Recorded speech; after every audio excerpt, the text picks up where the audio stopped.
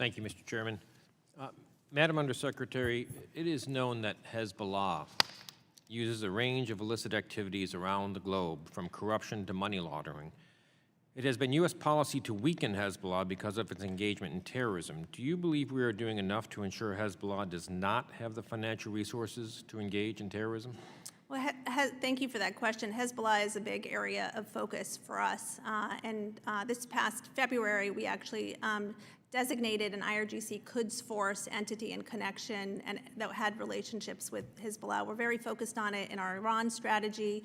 We've been very focused on it in our multilateral engagements. We serve as the leader in a law enforcement, international law enforcement group that's specifically focused on Hezbollah. We believe that they present dangerous activities in their support for terrorism, and this is something that you will be hearing more from us in the near future. Staying with Hezbollah for a minute, reports go back as far as 2004 showing their involvement in Latin America, specifically the tri-border region of Argentina, Brazil, and Paraguay. What is the United States doing to curb Hezbollah's actions in this region? Well, again, we work internationally with a number of partners to curb the activities of Hezbollah in connection with this law enforcement working group that we have. I raise our concerns with Hezbollah in many of my engagements multinationally, including in that region, including in the Gulf, and other partners in Europe, for example. So we have a lot of efforts underway in this regard. We work very closely with our interagency partners, also in countering and tracking the illicit financing that's going to support Lebanese Hezbollah, and we will continue to do so. It is without a doubt a big priority for this administration. You know, I applaud OFAC's recent updating of its listing of IRGC entities to reflect their new terrorism designation, but there are public reports of hundreds of IRGC owned or controlled entities that have not yet been named or sanctioned by Treasury. Can you tell me if we're looking at other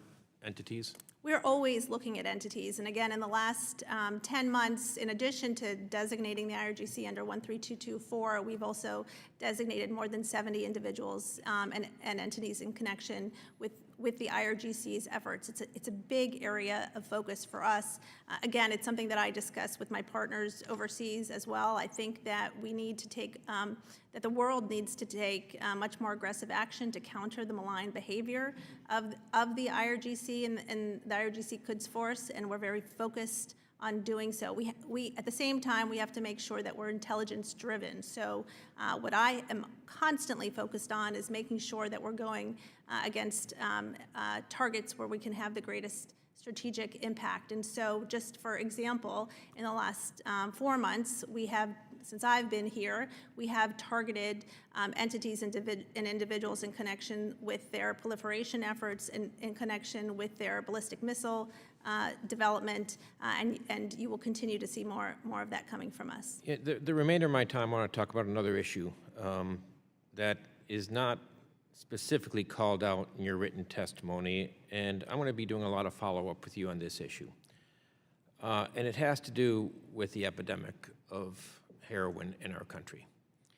And, you know, your offices have not been silent in this area. Back in September, OFAC designated 4 Mexican entities and 3 Mexican individuals linked to cartels, including Jalisco Nueva Generacion, as specially designated narcotics traffickers.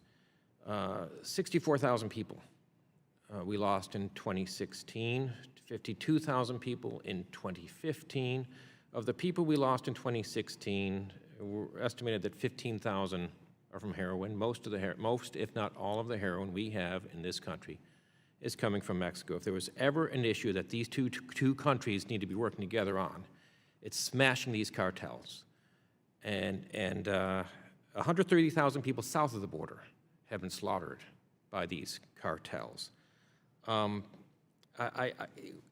I'm not looking for any answers right now, but when I follow up with you in your office, I want to know if we have sufficient resources being put into this fight, maximum effort to track the money that's going to these entities that are killing people on both sides of our borders. And I would just encourage you, as you reach out to your Mexican counterparts, that we need to be working together on these issues.